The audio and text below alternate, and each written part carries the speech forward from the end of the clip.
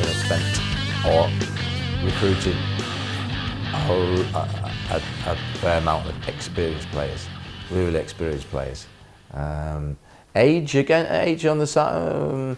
I don't think they'll be running the legs off teams, but there again they've got some really experienced players who have been there and done it. Is their desire still there? Yeah, I'm sure it is. We all keep that desire, but so Bodmin are going to be there around with their experience that they've brought in there.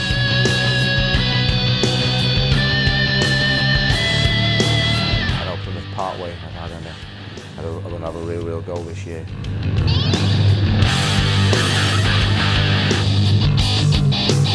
St Austell, that'll be interesting over there at St Austell, because they've signed a number of players who are good players. I think last year they had a number of good players, but didn't actually, just for whatever reason, gel as a team. Just looking on the outside, looking in from the outside. And I think they've lost a few players across to Bodmin. I think they replaced them with individuals again who are good players. I think it's about getting moulded. If they can mould the team together, then that's fine. But again, with the management, that's a strange one. One, they were out and not coming back in, and then suddenly it changed. And that'll be interesting at St Austell this year. I think it could go one way or the other there. But I do know that they've got some great people behind the scenes there that want to drive the club on and want them to be successful. And commercially, they work very hard, brilliant. Take my hats off to them. It's what they do and where they've come from in the last few seasons.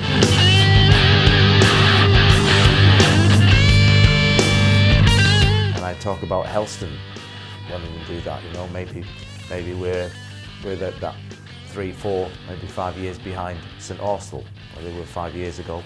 I see us where we're there, but with a much stronger base, particularly with the youth side of the organisation that's down in there, and the senior teams that are below the first team at the moment there.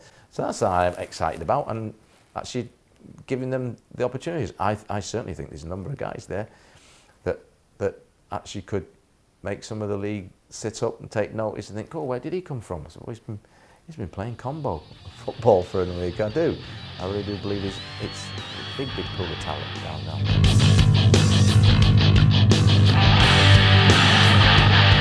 When you talk about great coaches, the one I'd look for, and again looking in from the outside, particularly last season, I'd noticed him more than that is over at Saltash and Cusack. I think what he's doing over there. I had him as a player myself, under my management, and again he embraces all the new modern stuff, and I see what they're doing in there, and he got them organised, and he's built the side there, and I think they're going to be a dark horse without actually spending huge amounts of money. I guess the guys are nicely remunerated, but I think coaching wise, I think Cusack's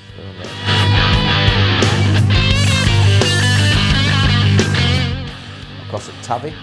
That'll be another interesting one along with St Austell. They won the title last year. I didn't see them. All accounts from what I can gather, they were well organised. Of course, they had the big goal scorer, Hobbs, who's gone to Parkway now. He scored all the goals for them. So you take that away, who's going to score those goals again? I don't know. That's going to be a huge miss for them.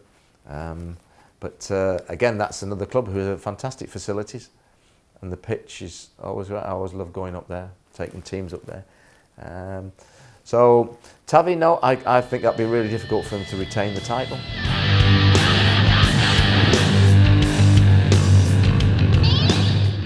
A couple of comments last year, wasn't there, that depending on team they turned out. If you were just unfortunate to be playing them at I've already looked at it when we're playing, because I think if you play them on a Saturday, I think you're okay, because I mean you're going to turn out some of the youngsters, and maybe trialists or some of the youth players and things, the better youth players. So I think Saturday is fine. If you've got them on a midweek or fixtured into a midweek, I think maybe then you could. And to be perfect honest, at the end of the day, it is a reserve team, and I'll be doing exactly the same. I was manager of Plymouth Argyle, and some of my players hadn't had a game or wanted a game. You thought I'd give them a bit more game time. There's an opportunity to play, particularly against some of the top sides. You know, like you're playing your Bodmins, you know, the top four, your Bodmins, your Partways, and your St Austell's, and then yeah, because you're coming against some good players. But I don't see them overloading the reserves. So if you're going down and playing one of the much weaker sides, they're not going to get anything from that. And I think, you know, the Argyle management realised that. So I think. But as far as should they overload the team, probably is the question you're asking me with the pros. And it's a reserve team at the end of the day, and they've been accepted into the league. That's what you get, and don't whinge about it, and just do your best against them, you know.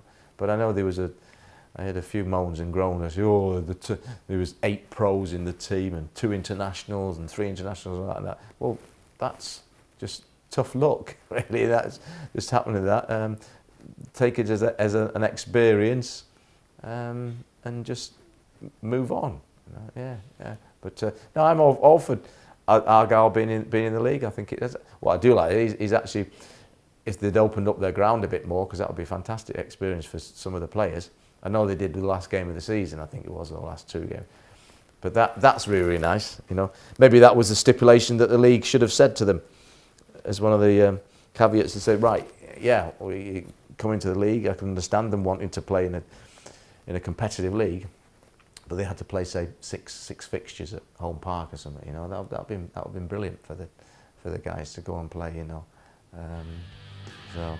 But no, I'm all for Argyle being in the league.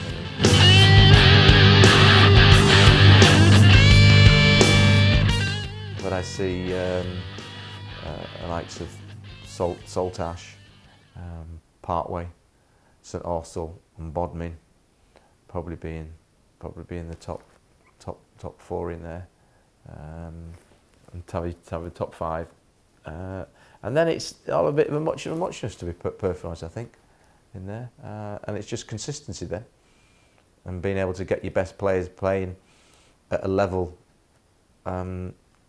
consistently, and availability. Again, there's a lot of, you know, players miss or are away on courses. I know with the Navy base down here, well, I know we'll have some players away, and it's the same with other sides. But so it's going to be interesting. But I think just like with the Premier League, you know, the big league itself, the Premier League, when you talk about, you know, the Chelseas and the Arsenals, the Man Uniteds and the Cities, and it's all relative, and it's the same down here, but on a much smaller scale, of course. But I see that be hard to break into that top 5, 6.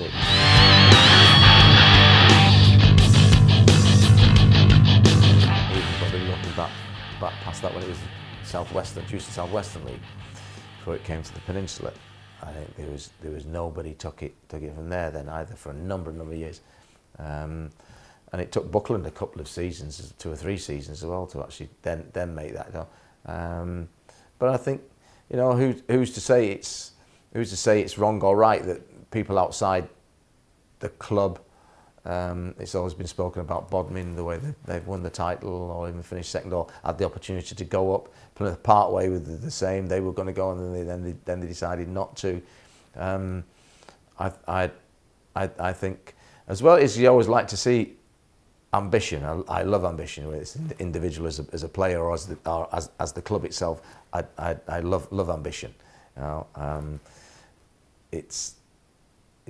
it's decision of the club itself. Only they and their committee that can decide whether it's right for them or not. So it is I can see both sides. I can see both sides.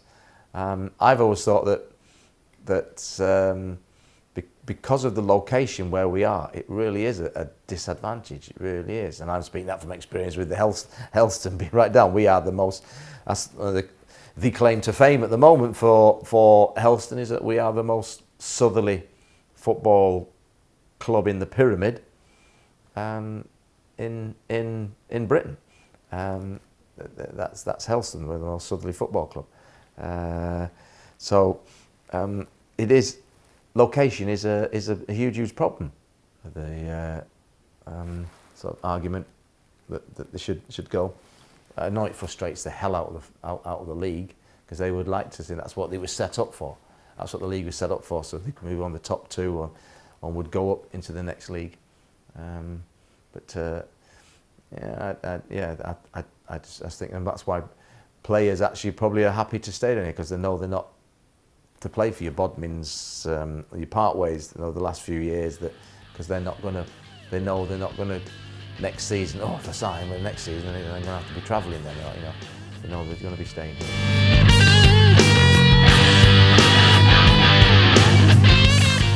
No, but they have to pay a premium. They have to pay a premium to bring players, and it's only the backing of two individuals really that they've managed to be able to keep that, because it's just not sustainable. It just is not on the gates and the money that they come in for the rest of the football orientated stuff, and it's just not sustainable. So unless you have the sugar daddies, however, that have been building the club and paying the way for it, and then you look at the number of players that when I was there at Truro that travelled in from Exeter, even just further on from there, they have to pass a number of clubs, and that distance down here to Exeter, that 2 hours, and if you turned it the other way and you put, well, okay, 2 hours in there, there's a number of real good football clubs playing this similar standard that probably would pay them good money as well. So that to actually get them down, you have to pay them a premium, and that's a disadvantage to start with as well.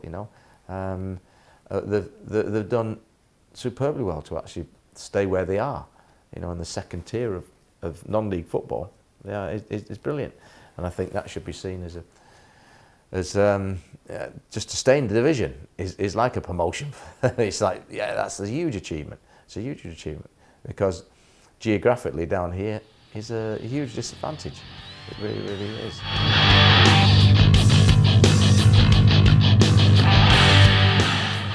Cornwall's always been, since I've been here, is rugby orientated, particularly the further down into Cornwall you've come. Has always been a rugby stronghold, and I just think that's in the mindset and the mentality as well. Would they monies that they would get? I wouldn't even like to have a guess that it is, but I think there's a strength with the Cornish fraternity for rugby that says, yeah, we want to drive on. And I think they see that as the Cornish Pirates. I see that they quite rightly representing Cornwall. It's representing Cornwall, when they used to go up to Twickenham, they'd take thousands with them.